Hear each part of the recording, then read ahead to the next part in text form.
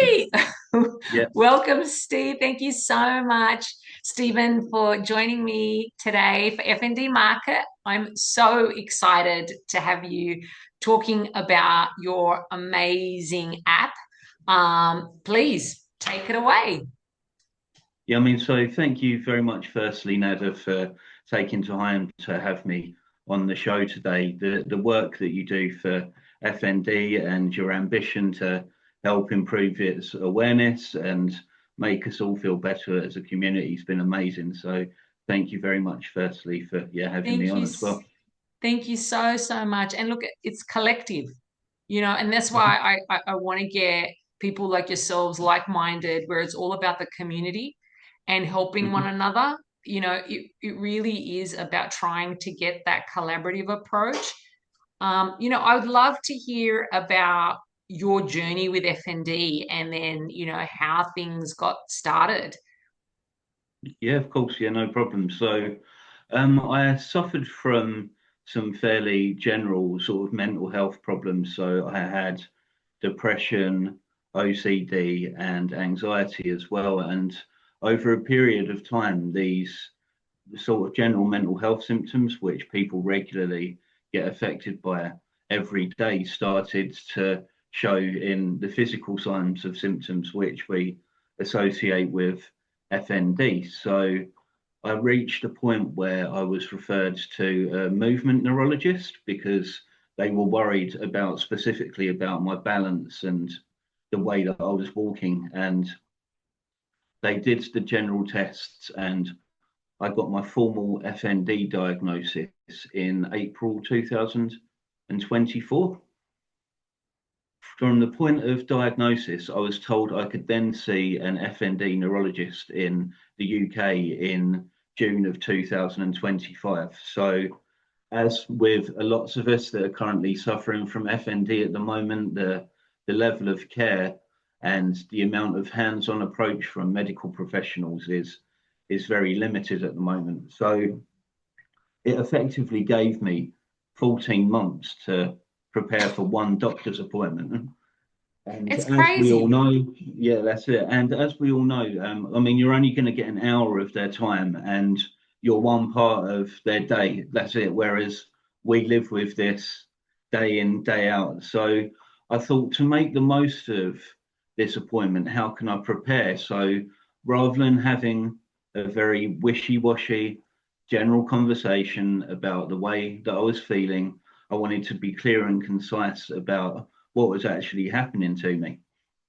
So I started off by making notes in journals and doing things sort of very regularly as people would do. But as a period of time went on, I started attaching emojis on my phone to the emotions that I was I feeling. love that idea. I love that Thank idea. you.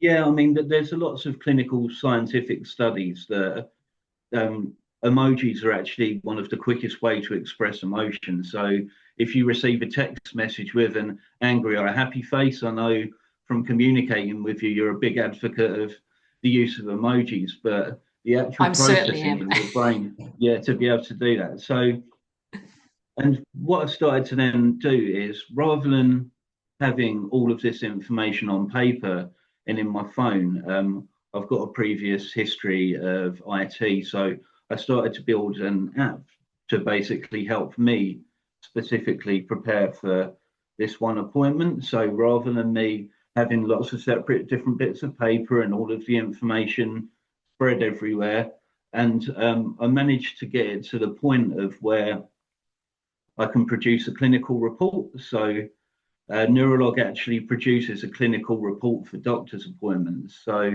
it wouldn't be the fact of I was just taking along random notes, but I actually have a full clinical level report that I could take to my appointment. Oh my God, that is brilliant. Because that's half the thing. Not only just capturing it, but then not having it in a language that would be respected and appreciated in the actual depth of the problem, rather Mhm. than just the shopping list, which I normally have on my phone. And I'm like Yeah, yeah. scrolling off the symptoms. Mhm. So, and then the journey from there, I found it useful for myself, and I managed to very clearly articulate in that appointment what was happening. So I thought to myself, this potentially could be useful to other people. So I approached one of the leading FND psychiatrists in the UK and showed him what I had and said, "Do you think this could be useful?" And he said, "Okay, we'll trial it with 4 or 5 of my patients, get them to check it out, see what they think of it, and then we can then go from there." So, in on the 16th of July this year, I very tentatively put the message about Neurolog onto 2 or 3 of the open Facebook communities to see whether or not people might be interested in it. And I got 160 users in 48 hours. So, and the first bit of feedback that we received from the community is that it's finally got the opportunity to give us a voice when we're with medical professionals, and it's really helping us understand our condition. So I turned from being someone who'd created something to help me with my own doctor's appointment to then starting giving the FND community a voice from a medical perspective as well from that side of things. That is incredible, Stephen. And this is why your story has resonated so much with me, because particularly in those scenarios, speech was one of my most challenging things. But when I am put in those kind of environments where I need to articulate, I just I just completely fall apart in those medical side kind of scenarios. Having something that's structured and something that I can do along my day and along my normal kind of activities and be able to present that in a form to the doctors is huge. So, and the uptake, like clearly this is of a lot of value to, not just you and I, but a lot of people already. Yeah, I mean, so fast forward to this week. So it's been a roller coaster of positivity. So it's not something that I'd ever complain about. But so as of today, so it's almost 2 months to the day. We've got 800 users worldwide at the moment, and people are using it on 4 continents. So Oh we've my got God. Australasia, Europe, the United States, and South Asia as well. So there's lots of different people around the world. And one of the things why I think it resonates so much is I think it could be one of the only medical apps in the world which has been built by a patient rather than a pharmaceutical company. So the whole app was built from my lived experience. So I would create part of it and then think, oh, I've got to this point in where I need to be in terms of the amount of information I had. What can I then do to enhance that? So it's not something which has been dictated by medical professionals and told and said, this is what we think you should use. It's actually complete patient empowerment from that perspective in terms of the way that it's been created as well. I love that. And so maybe can you talk us through like when I sign up for the app, can you talk us through a little bit of the process that you'd need to do as a new user coming on board?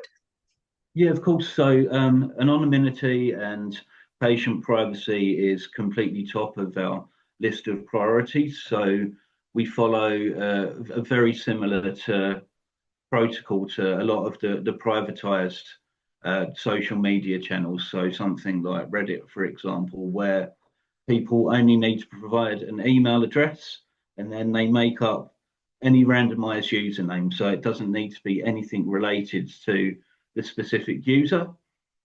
We've got a quick start guide that's built into the app. So it literally takes 2 minutes a day to log your information. So, and then over the course of a week, there's something built in it called adaptive learning technology. So one of the biggest challenges as FND patients is that we all suffer different symptoms. So the app is quite comprehensive in terms of the number of different symptoms and triggers that you can select at the start. But the adaptive learning technology, after a week, the app actually tailors itself to each individual user. So no one's single app looks the same, and your login becomes dynamic and specific to yourself. So you don't need to go through all of the different options, and it makes the login process that much simpler from that perspective as well. Well, that's incredible because that's half the thing. It's getting those insights from its learnings. And Hmm. again, it's like having to learn everything as someone with FND is half the problem. I don't know what I don't know, and I don't know how to help myself. Hence why, having capabilities such as tech to kind of learn and share. Um, how does the data work? Do you kind of use it off like, for example, my own data, or does it also learn across the whole language, so the whole set of data across those several hundred users? Yeah, so in terms of research, thank you very much for being supportive on LinkedIn. And as you well know, we got the first partnership with the University of Oxford this week. So they're That's currently huge. ranked sixth in the world for neuroscience, and this level of innovation and patient empowerment is absolutely key to the contributing towards FND research. So as I said to you previously, it's been very difficult in the past for people to be able to research FND. If I'm waiting 14 months to see a doctor and I'm only seeing them once every 3 years, then the amount of research information that they particularly can collect on me is minimal. And in a worst case scenario, the only other way that they could do it is if unfortunately people were hospitalized as an inpatient, and then they can do their daily things. So the data that we collect, once you've registered, you get given an anonymized tag or a number. So you're held in the system as just a number, and then that data, there's a privacy policy which when you sign up to say if you're happy to contribute towards the worldwide research data of FND, and then we can then pull that out and look at the way that different emotions trigger different physical symptoms. We're looking at things like the way that environmental things trigger symptoms. So bright light. Luckily enough, you're coming into the summer at the moment, so things like heat, cold weather. There's so many different dynamics of the way that FND can actually affect people as a condition, and this has never been able to be quantified in research before. So Not Neurolog in then real provides. time. Yeah, not in real time to this level. It's kind of an annual check-in, same Yeah. set of questions. It's that one point in time, doesn't factor in seasonality, doesn't factor in, location, Mhm. cultures, all of that kind of thing. I think it's a very, very exciting time, particularly only 2 months in, and to have such an uptake as part of the work that you're doing. I mean, what is your kind of hope as part of this process? Is it kind of driving the adoption of this tool, and hoping to help people so that they can have, like, what's the kind of plan for you over the next couple of months? I mean, 2 months has been huge. So what's the plan for the Yeah, that's it. next couple of Yeah. months?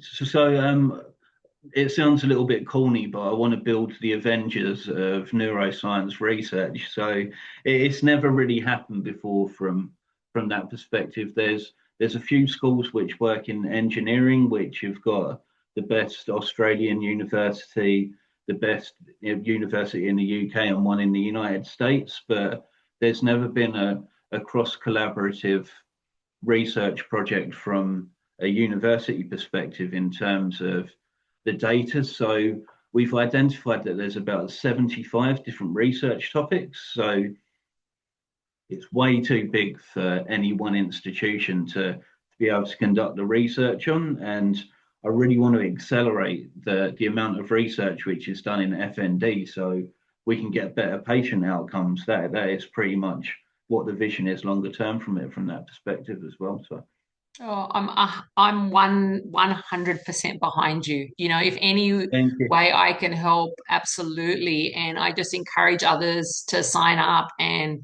get the benefits. There's no cost to the app either, of my No, no. I understanding. mean, one of the things is Yeah, I mean, it's hard enough, as we all know, and challenging to live on FND with a day-to-day basis. So I don't believe any of it should be a paid resource from a patient perspective. So it's completely free from that side of things. I mean, one of the things that's most useful to me about it is I wear this, which is like an FND awareness band, but one of the challenges is that most doctors don't even know what FND is, let alone 100%.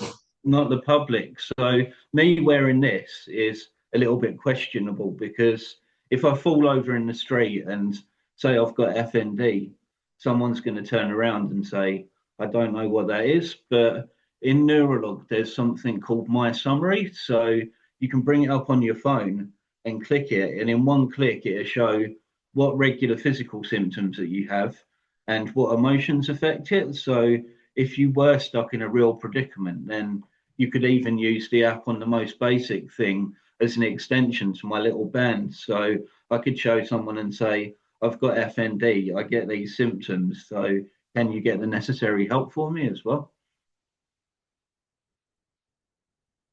Yeah, and it's exactly that. It's that people don't actually know. Yeah. And the way in which we're told just deal with the symptoms, it's really hard when you have such a vast array of symptoms that you Yeah. need to be prepared for, and the public's got to know straight off the bat.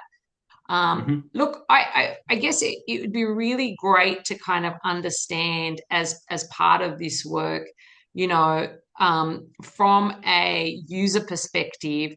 I mean, from starting to work with it, how have you found it yourself? You've been on it for about a year now, I think, Yeah. basically roughly on it. How have Hmm. you found that it's helped you in your kind of day to day? Yes, your doctor's appointments, but what kind of insights and learnings are you having? I mean, so one of the big things is that there's no actual long-term need or use for the app. So I used it for a period of time, but I probably used it for 8 or 12 weeks. To be honest with you, I'm the last person that wants to be using it in the first place. So um, it's one of those things that what it helped me to do is identify that bright light and heat were my triggers. So we're just coming off the back of a fairly hot summer here in the UK. So I just managed my environment a little bit better. So I made sure I had fans and I was keeping myself hydrated. So it sounds like really basic self-care techniques, but I didn't realize until logging for 5 or 6 weeks that these are the sort of things that were triggering me. So I think one of the biggest things is that we're also embroiled in the condition. And I built Neurolog to take a subjective view about what was happening with me because I would wake up every morning and it felt like every day's a lottery. I didn't, and that anxiety and the ability not to be able to prepare or so, I mean, it feels like I manage my FND now rather than the FND manages me because of the insight about the way that it's created as well from that perspective. And honestly, that is the value of a lot of this data, full stop. And to have Mhm. something in your hand that you can use to be able to really keep that front of mind and build out that kind of insight is huge.